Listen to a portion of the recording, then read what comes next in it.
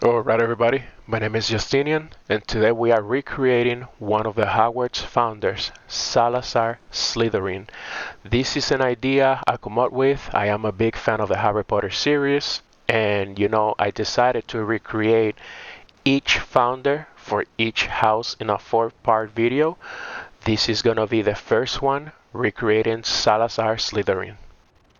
As you can see, this is my character. He's gonna be Catholic, male, Castilian culture, which is one of my favorite cultures to start with.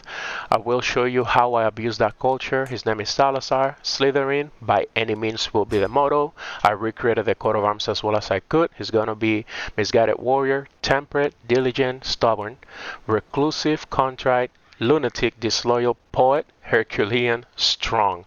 I'm going to explain in a minute why. I will also start at 47 years of age. And yeah, this is my build. You guys can follow through if you want. This is one of the best builds I have. I focus heavily on prestige at the beginning of the game, and I'm going to tell you how I am able with this build to get a lot of renown right at the beginning of the game and a lot of prestige. I think I was able to get 40,000 prestige by the year 900.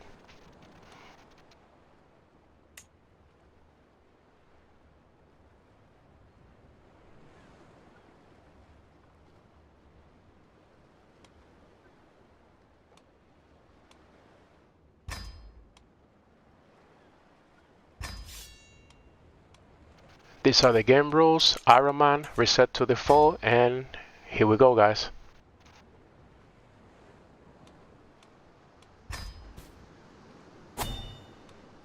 Now, as you can see, I start in Genoa, which is one of the best starts in this game. I'm gonna go to Wealth Focus for that 10%. Then we're gonna go through the Gallant tree, all the way to Gallant. Now, the reason we're going through the gallantry is because I'm about to abuse the chivalry culture tradition, which every time I use the Roman schemes gives me not only prestige, but a lot of renown. As you can see here, if you are a poet, the poet trait gives you a lot of speed for the Roman scheme, as well as gallant. Now, something that I have seen that other people mistakes is they think you need high intrigue for romance, but that's not true. That's actually only to seduce other people, other characters.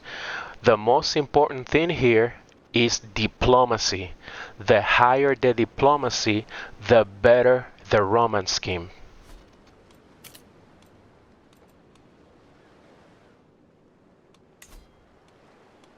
Now I will need a lot of money for this playthrough, so I am adjusting my feudal contract to be able to get that council for Stuart, which will give me more money. I also will not be fighting, so I will disband all my men-at-arms. And just like that, I am making 7.5 gold a month. I also have over 200 gold for the start, which is going to be very handy at the beginning of the game. So make sure you develop capital as you play and you hold mystical communion so you can get 300 learning lifestyle. That way, without being on the learning lifestyle, I can still get some learning experience so I can go through hollow body and I can live as long as possible. I will be spamming hunts and feasts because you get a lot of prestige from it, plus you get artifacts, and from hunting you can live a little longer. Now I will place all my family members throughout Europe with my first character. And the way I'm gonna do it is by marriage. I am looking for legitimacy, so I make sure I'm not marrying somebody that's lowborn, right? I'm gonna grant a wedding because I do have the money for it. So when you do grand weddings, you get not only a lot of lifestyle experience, but you also get renown. As you can see, I started using the Roman scheme on the Queen of Italy. I am running the grand wedding real quick. And we're gonna go ahead and fast forward to the another wedding. Now, as you can see here, when you press I do, you get 75 renown. So I already have 228 renown, not even a year in just yet. As you can see here, gently exit the conversation sometimes give you diplomacy perks, which is pretty handy. These are the pop-ups you get for lifestyle experience. And in a few seconds, you will see me finishing the Roman scheme, which should be around now.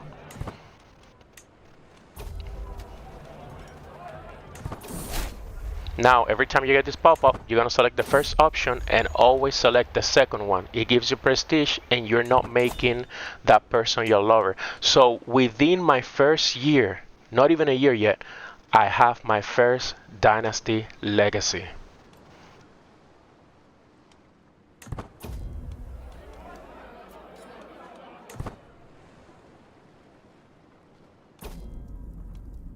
Now, at the end of the grand wedding, you see that I got 1200 prestige. I need a lot of prestige because I will diverge my culture around year 900.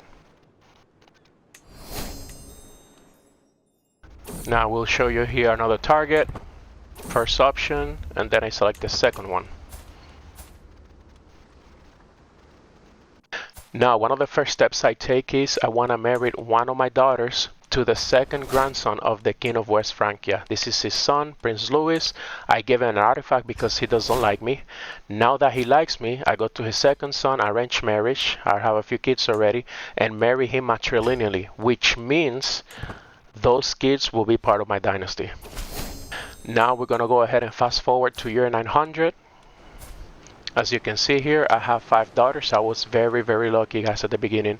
Now I was able to remarry and married somebody with a genius trait, and my son was able to get their genius trait. Now I was able to pass down these 3 traits, which gives me one domain, and this is why I love those 3 traits: temperate, stubborn, and diligent.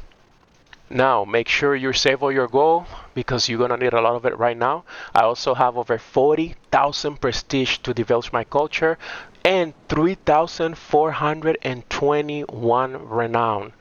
All you have to do is romance every female ruler in Iberia and all over Europe, Egypt, and North Africa.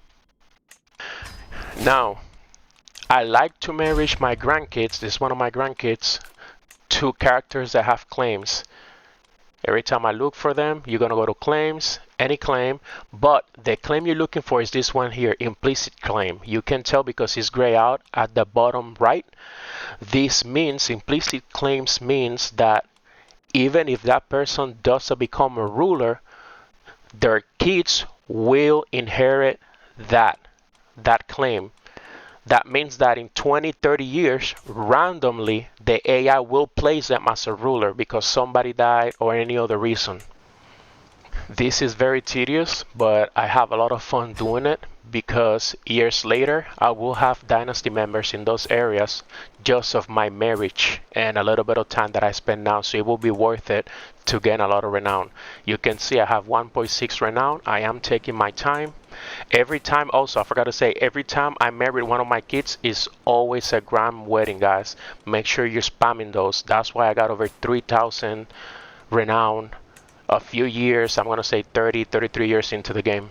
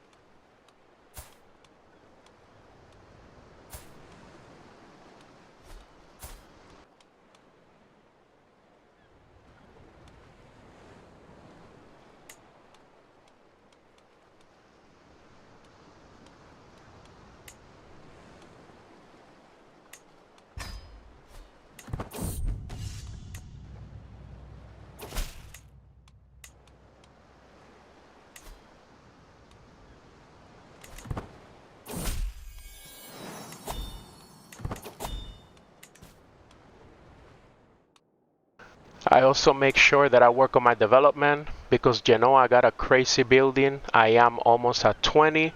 You can see the modifiers here. Now, the reason I wait until year 900 to diverge the culture is because you need 100 years of that culture being in place, and the Castilian culture was created in year 800, and that's why you have to wait till year 900. Now, these are the culture traditions: noble adoption, medicinal herbalist, malleable subjects, steward defenders, and court eunuchs. Now, we'll show you later how I am using noble adoptions for this playthrough, which is overpowered. Malleable subjects, just for the 50% discount for the mercenaries. This is super, super powerful, especially for your Dynasty members, because they can fight easily if they have a little gold. Medicinal herbalist for the initial hostile scheme success. Steward defenders, because a lot of people will be attacking me later, and my Dynasty members, and every time I win wars I get a lot of prestige and I get a lot of money. Core eunuchs, I will show you later how I'm using this, but if you're able to have an eunuch, you get these modifiers, right? The enemy hostile scheme potential, which is pretty big, plus the extra intrigue lifestyle experience.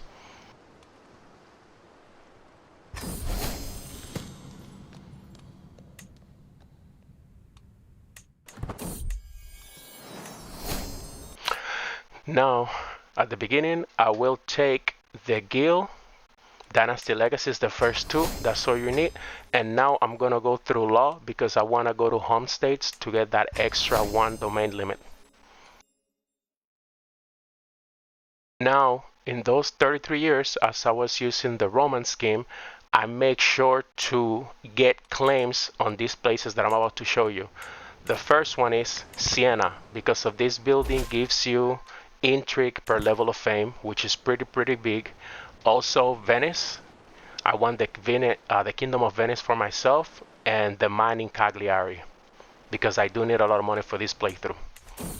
As you can see here, every time I get one of these pop-ups, my daughter had a daughter, so I have a granddaughter.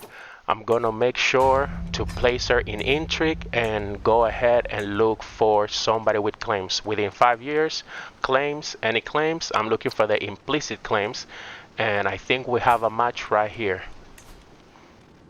He's the second in line. I can do matrilineal.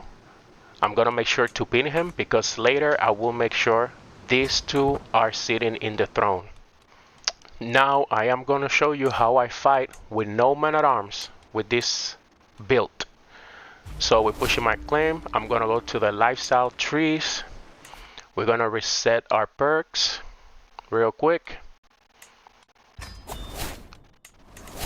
We're gonna go back through hollow body, make sure my guy lives for a long time.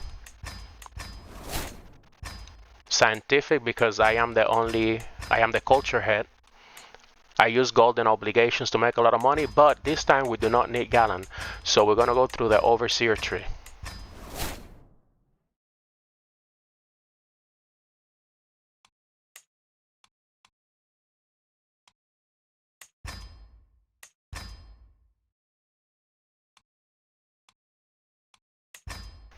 Now I am currently on the diplomat tree because I want to accomplish forger so I can buy the crown of Justinian.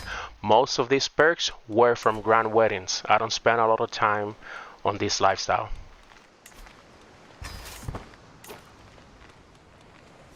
Now let me show you the crazy discount I got from this perk here, 30% mercenary hire cost. Now we go to my cultures, and you get that 50% on top of that. So if we check our mercenaries, which is not this one, it's the other tab. These are still cheap, but this is not the ones I'm using, but you can tell how cheap they are. But look at these guys. I have over 1,000 gold, and I'm just gonna buy a few of them. And just like that, I got over 5,000 soldiers.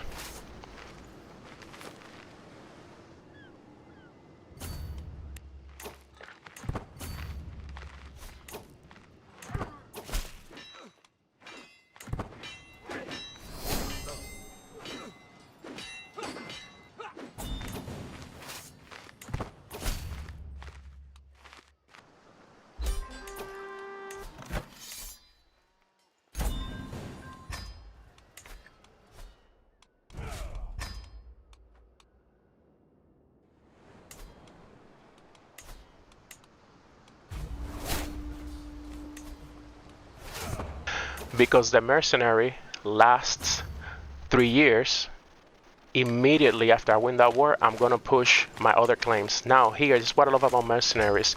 You can disband them and then just make them reappear.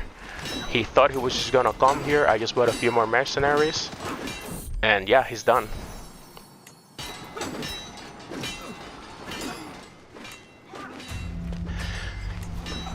As you can see now, I got another pop-up. Make sure I go for claims, implicit claims. We have a winner.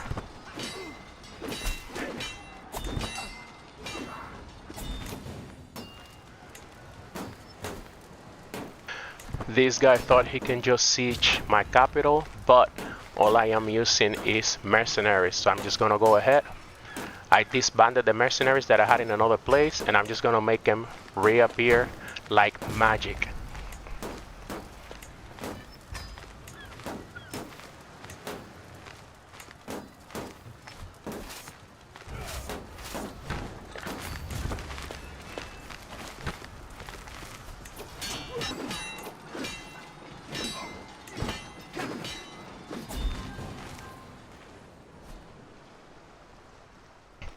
They try to do the same thing here. I will stop them once it's grayed out, their path. That way they cannot go anywhere. And I'm gonna use the one that I already have. I just disbanded them, and now I'm gonna make them reappear right here. They get the disembarkment modifier, and that's it, guys.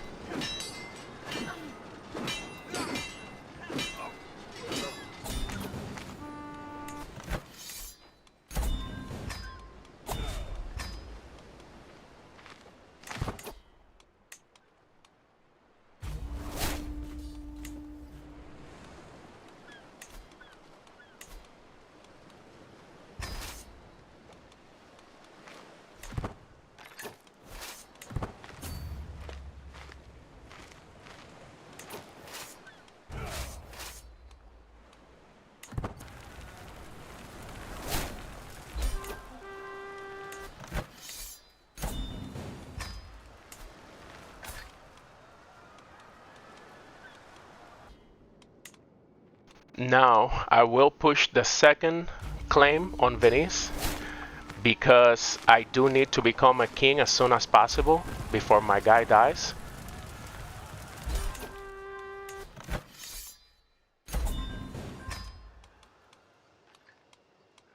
Now I am creating a independence faction, and because I still got over 8,000 mercenaries, he will not fight and just let me go, which will allow me now to become a king.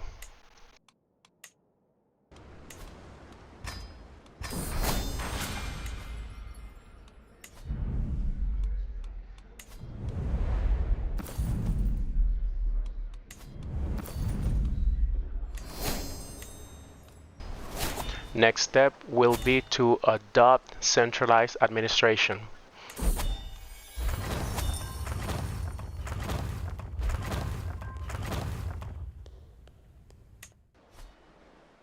Now, let me show you why bureaucratic is so important. Because of this building here that gives me 5 tax a month, you have to be bureaucratic so you're able to hold that building and use it. You can see I'm making 12 goals already. I'm about to buy a claim for the Crown of Justinian because I need that extra domain limit. I need at least 12 to 13 for what I'm trying to do, and that is very hard to do when my next character will be intrigue focus.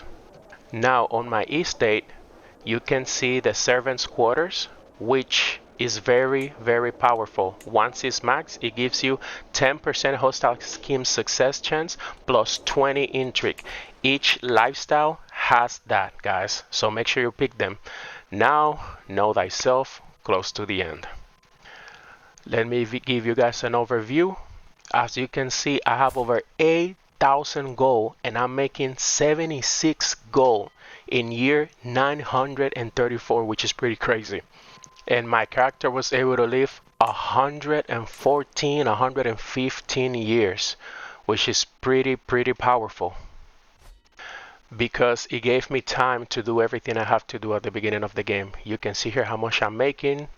by using those special buildings. I still have a little bit of prestige, a lot of piety, and I still got over 2,000 renown because I'm still spamming grand weddings.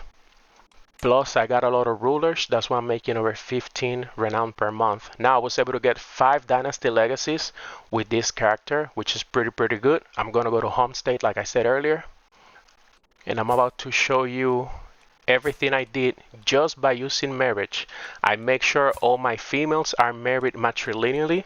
So I will go ahead before I die and look for them, making sure they're all married with people with claims, implicit claims, most important. I'm gonna go ahead and open the Slytherin window, go to living members, and I'm gonna go and look for all the girls and making sure they're married matrilineally. This is time. It takes a lot of time to do, but it's gonna be worth it later on. So you can see here, I found this bastard. I will legitimize since I'm the house head of my dynasty.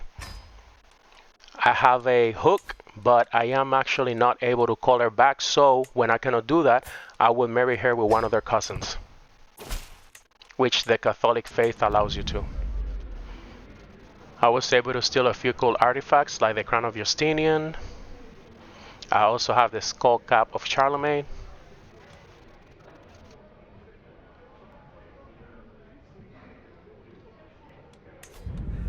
And now I will show you how my intrigue will get crazy throughout the game. You're gonna see this building here, Legendary Palace, which gives you a initial hostile scheme success chance of 5. So my goal will be plus the monthly lifestyle experience. So my goal will be to spam this building in all my domains. Now to be able to get this building, you will need to spam legends. I will show you later how to make sure every time you get a legend, you get this building. You can see here I am flying through the technologies because my culture is in only one county. For the most part, I was able to do my neuralism with my first character, which is huge because it will allow me to create this building here, a duchy building, which gives me an extra initial hostile scheme success chance of 5, and you max that out at 15. So I will create that in 2 of my duchies. I also been working on my development, so you can see that I have 31 development, so that will allow me and help me to get a lot of technologies within my culture. Also, I will not have any succession crisis. I'm gonna give my heir some land, and then I'm gonna influence his candidacy, and I'm gonna place him first in line, and that's it, right? No issues with succession. This is another reason why I love the admin government. Now make sure you go to your court and you place 3 people, court artificers, in these positions. You can see all the artifacts I'm making at the bottom right. If they have any renown, I will give this artifact to my dynasty members, which will give me more renown at the end. Now phase 1 is complete, and I am about to go ham on intrigue with this character. This is where everything starts, guys. First thing I'm gonna do is I'm gonna go to university because I want a higher education trait.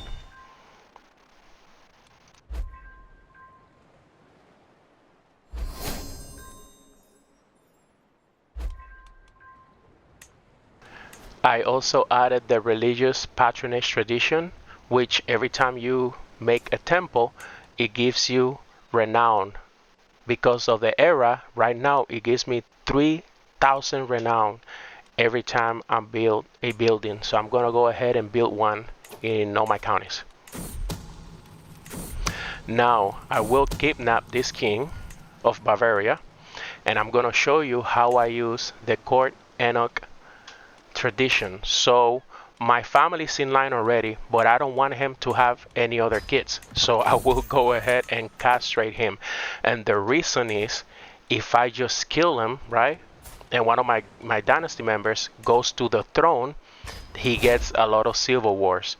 Now I'm gonna make sure to get rid of any heir in the succession line until my dynasty is in line. So I will do this throughout the whole map, in every succession where I have any of my dynasty members. And as you're gonna see here, let me go back. I have one of my kids in succession. One of his daughters is married to one of my grandkids from the other character, right? He cannot have any more kids, guys. So in 10-15 years, they're just gonna ascend to the throne. Little to no civil wars. I do not want them to be calling me to assist in their fights. So we're gonna repeat the same process with King Charles III castrated. The next in line is one of my dynasty members. You can see it in the primary heir tab.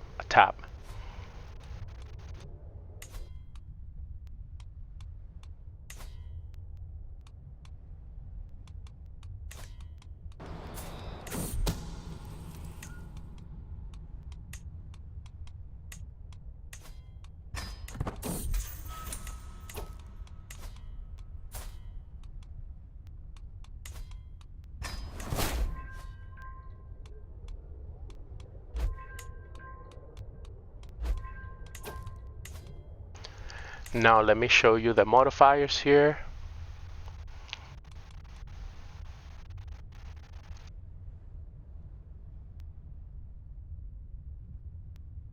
Now, as you can see, let me show you, I don't have that many kids, so I'm about to abuse the noble adoption tradition. You're gonna go to press C, go to all in relation, then you're gonna go to child, you're gonna go to imprisonment status, free, not a hostage, dynasty, we're gonna go for lowborns. Now you're gonna look for a kid that doesn't have any parents. Right click, press adoption.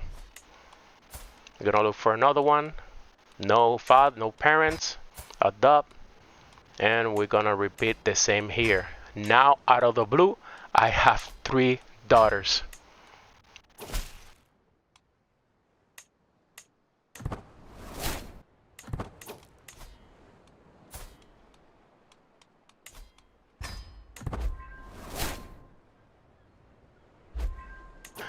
Now I have dynasty members in the succession for the Kingdom of Lotharingia, so I'm making sure to clean it up.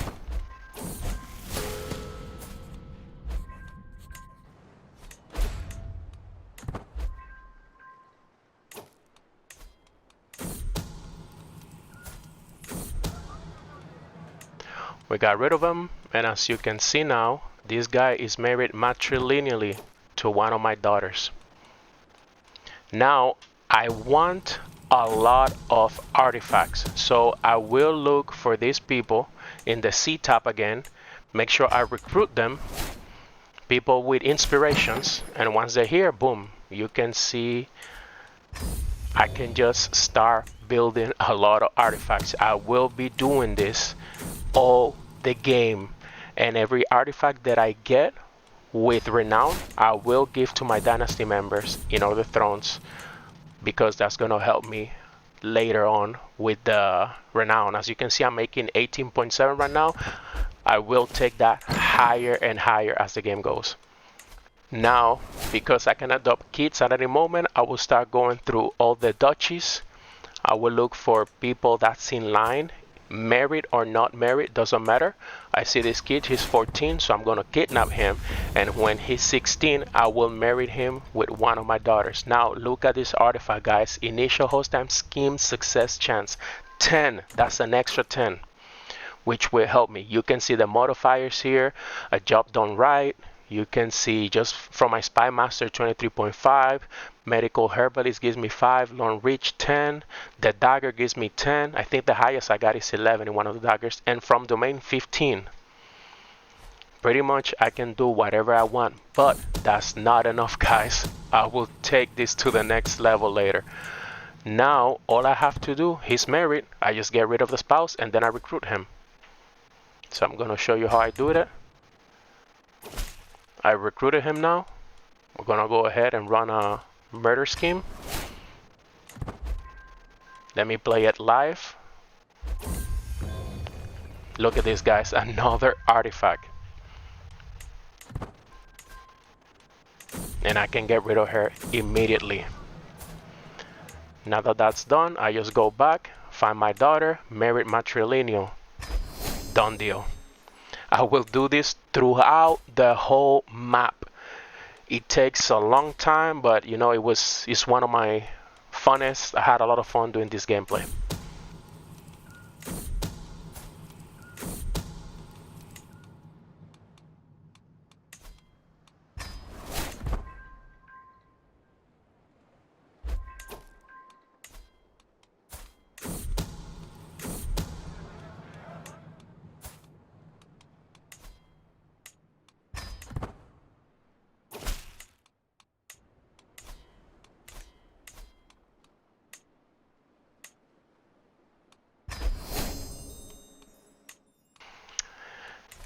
Now it's year 956. You can see here I got my dynasty members in line already. They are in Croatia, they are in Bavaria, East Francia, Lotharingia, West Francia.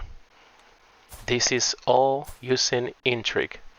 You can see he's castrated, he can have no kids, and the next in line is part of my dynasty. Now I castrated this king in Iberia because I was able to kidnap his two sons, which I will marry like earlier with my daughters. I see him, he's here in the line of succession from this kingdom, so let me show you how I get rid of his first 3 heirs in line at the same time.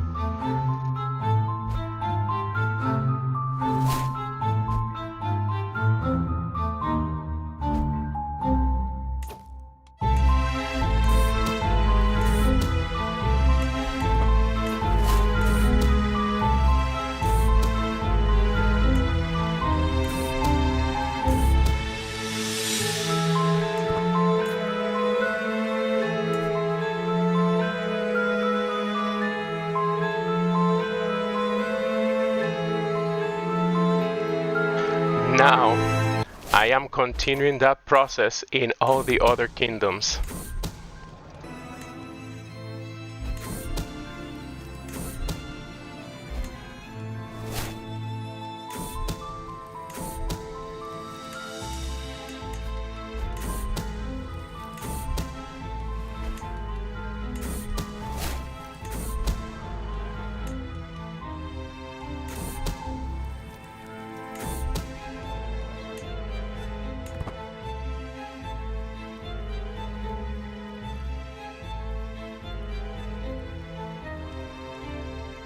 Now, fast forward to year 972.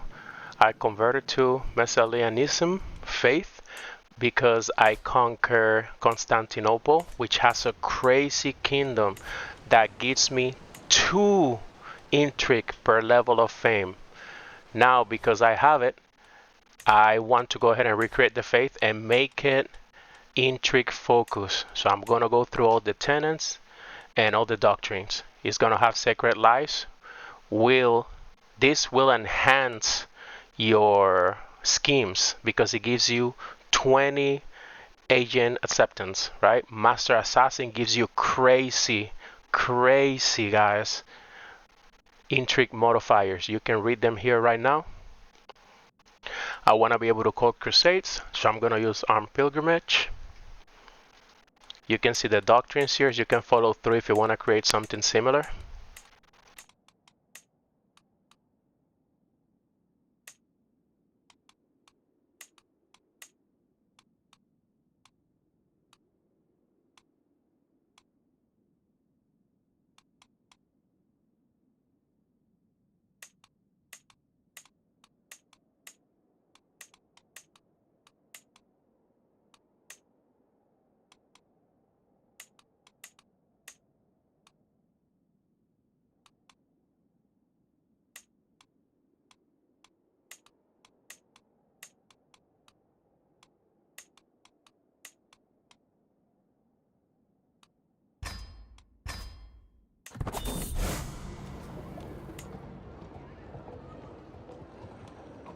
Once you're done, you can go ahead and concentrate bloodline for the extra renown.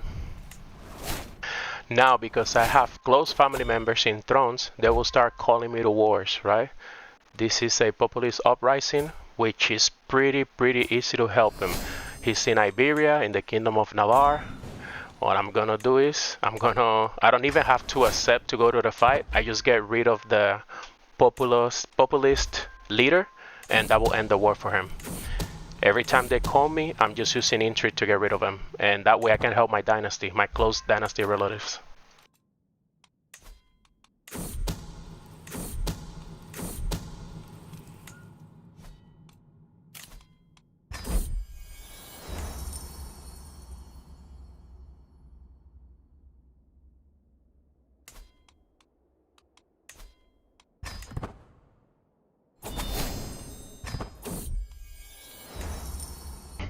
Now guys, my head of faith just called a crusade. I'm gonna go ahead and redirect the war because I don't want to fight the Catholics just yet. And we're gonna go for the Kingdom of Hayastan. We're gonna appoint a family member. I think, yes, my daughter. And I'm gonna show you how I win the crusade without having a single soldier. Here we go. I'm gonna go ahead and just kidnap. Now when you use the kidnap in a war against that leech, you get a -500, but that doesn't matter because of all the modifiers. I'm able to just win wars with intrigue.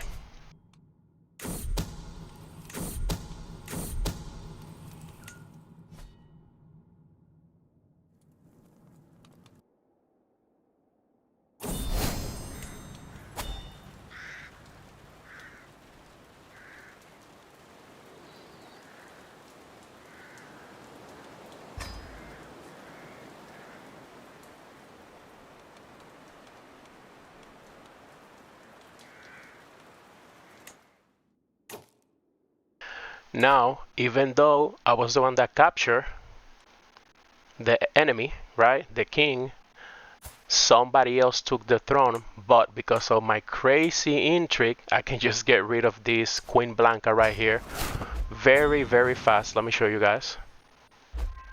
Boom. And my daughter was the one next in the throne. It's that easy.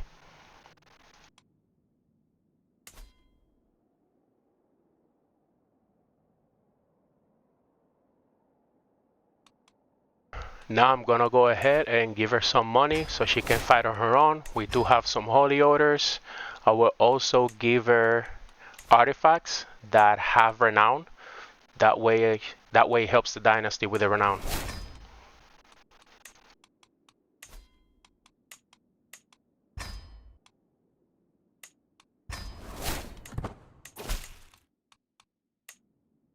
Now is year 976, and as you can see here, I got the decision, Dynasty of Many Crowns. I am able to get this actually in my first year. I have another playthrough which hopefully I can do in the future where I get this on my first character. Now, because my intrigue is very crazy, I have a guy here married to one of my dynasty members, has a claim from the Byzantine Empire, so I'm gonna go ahead and just put him in the throne.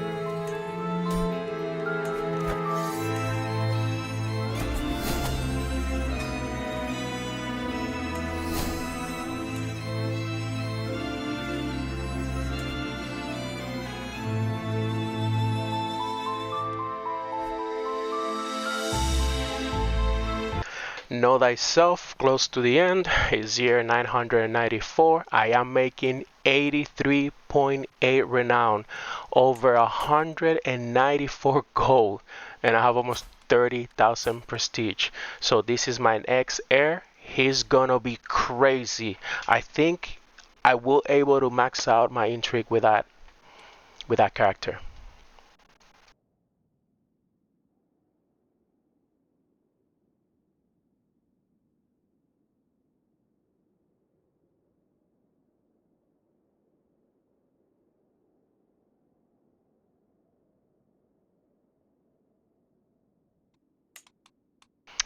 Now here you can see I already have 4 legendary palace buildings, which gives me a lot of intrigue modifiers, plus Siena with a 1 intrigue per level of fame, and the one in Constantinople with 2 intrigue per level of fame.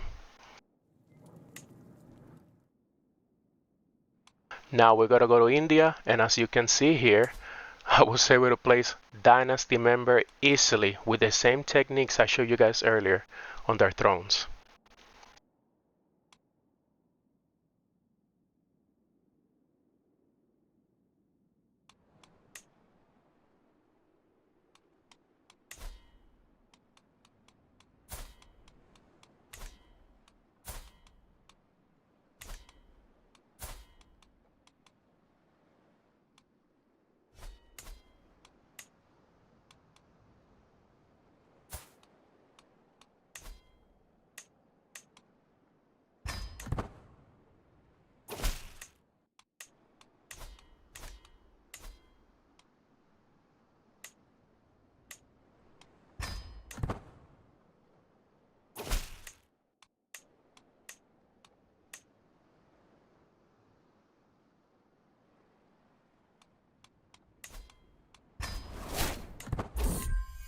Now let me show you the modifiers here. Look guys, just from domain I'm getting 30, which is insane.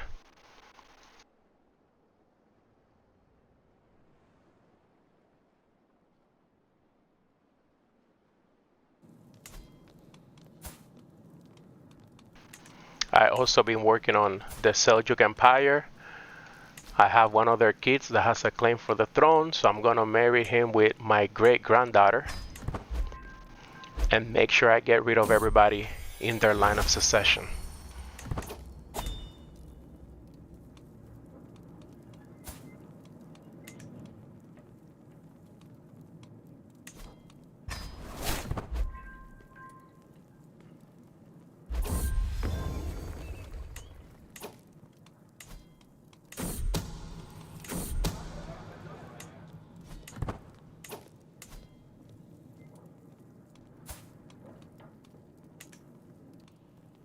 Now guys, something I forgot to show you. The way you can make 100% sure that you can get the legendary palace is the first Dynasty legacy. Let me show you here. In the heroic bloodline, that first Dynasty legacy, every time you switch characters, you get 1 legend that will give you the legendary palace. Now you can see here all my Dynasty members all over Europe, the Iberian Peninsula, Lotharingia still standing, West Francia, Burgundy. Actually, I'm gonna go ahead and work on Burgundy in a minute. Now you guys saw earlier that I kidnapped those 2 kids from one of the Muslim rulers here. I was able to place a kid, he was like 3 or 4, as a king, and I help him in every war, guys. I make sure I help in every war with intrigue to make sure he conquer most of Iberia with my help. Now guys, look at my kills, 280. That boy is serial killer level. This is all my kills with this character.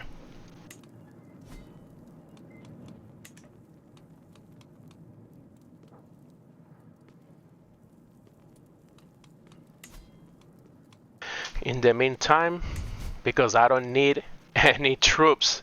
I'm just gonna go ahead, conquer one of these little counties here and start placing my family in Mongolia.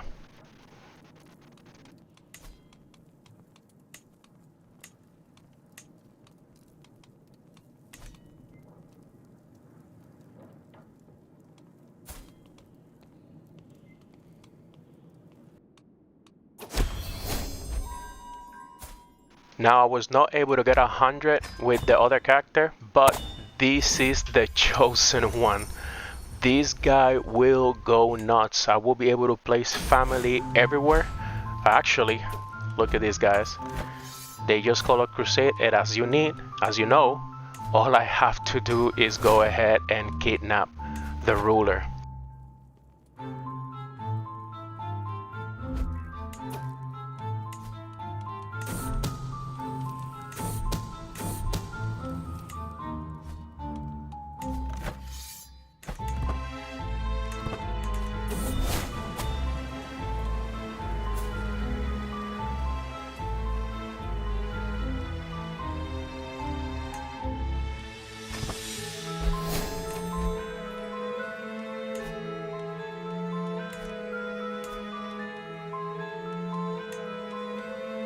Now guys, fast forward. We are almost to the end of the video. I'm just gonna go ahead and give you an overview how everything's going. This guy reached 100 intrigue. You guys can go through it right now. I'm gonna teach you how I did it. Now, some things I forgot to show you guys. Let me show you guys this real quick. Puppet Master, Schemer, Genius, Legendary Palace. Every time you do feasts and you do a lot of them, you get an extra 10 modifier to initial scheme success chance. Governor, as you see, the trait gives you extra intrigue. Learn on the job. My spouse alone is giving me 29 intrigue, and you need a cultural tradition that I'm about to show you now to achieve this.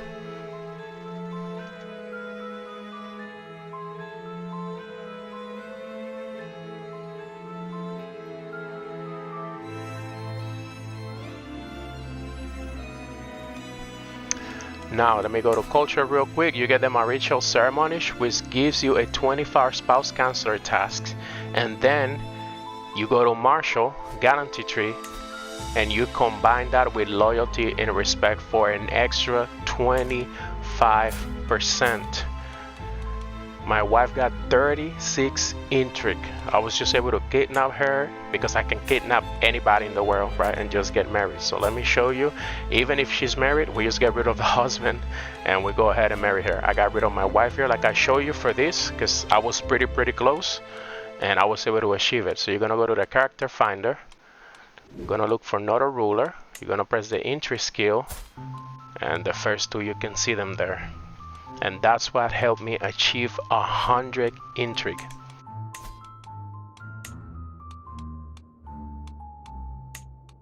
I also went ahead and became an emperor for the extra domain limit. You can see the legendary palace here. I have 6 total.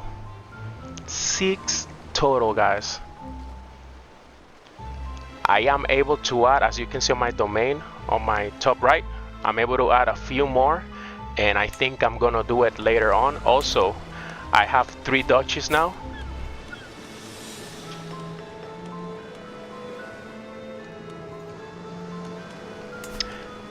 Here's the duchy for leisure palaces. They are all at level 2. Let me show you all 3 of them.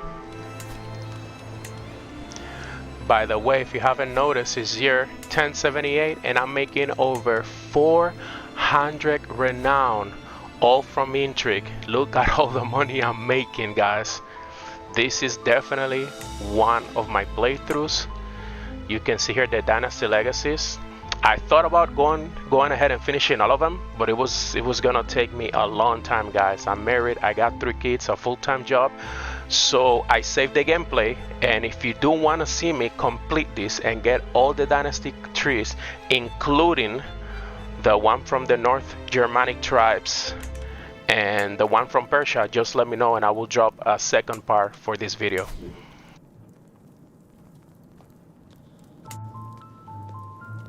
Now let me show you all the dynasty rulers. You can see here we are all over Mongolia, we are all over India, all over the Middle East, Egypt, North Africa. Oh yeah, as I was going through this, I noticed this ruler, it is part of my dynasty, but it's not. So she was probably married not matrilineal through somebody, right? So I have to place this guy in the throne real quick, so let me go ahead and do it.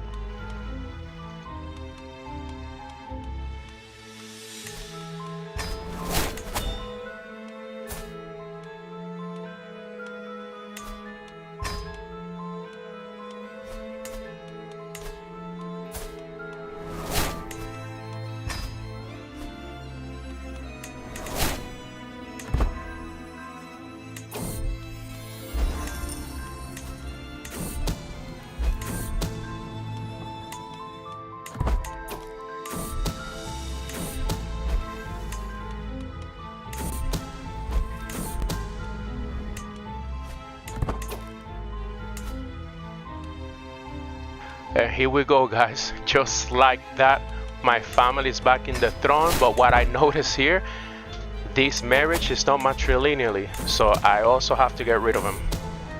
A few seconds. Now my family is back in line.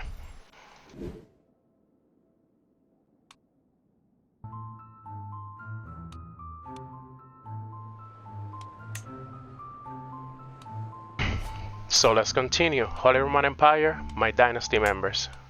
France, my dynasty members. England, my dynasty members. Varavia is getting very, very big, dynasty member. I think I also went ahead and placed some in Russia, that Vladimir Kingdom. Let me see if I show you guys. That's also my dynasty members. My dynasty members here in Pomerania. Finland, I did a lot of work in Finland. I was able to place them there. I just placed this one earlier. You can see my faith is being spread just from intrigue.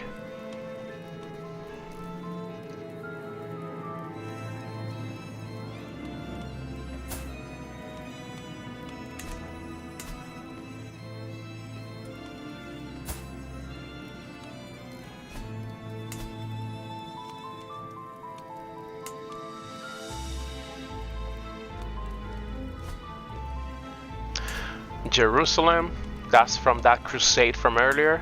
Syria, also from the crusade. You guys saw me earlier on Persia.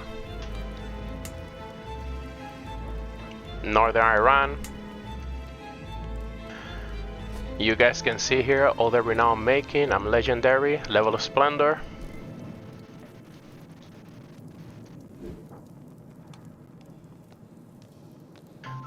I was able to do some work in Central Africa.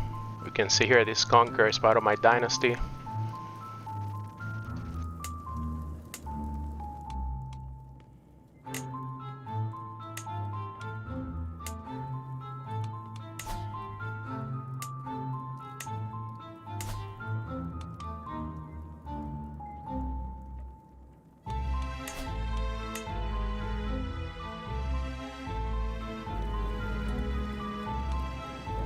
So yes guys, this concludes my video. Let me know if you want a part 2. I will go ahead and finish everything else. For the next video, I'm gonna go ahead and continue the series, probably with the House of Ravenclaw from Harry Potter, one of the founders, which I am almost done with the video. It's gonna be the wealthiest dynasty in history. Like, it's not even funny how much money I made, and I was able to max stewardship, which is very, very hard. So yeah, wait for that in a couple of weeks and let me know if you want part 2. Thank you for watching.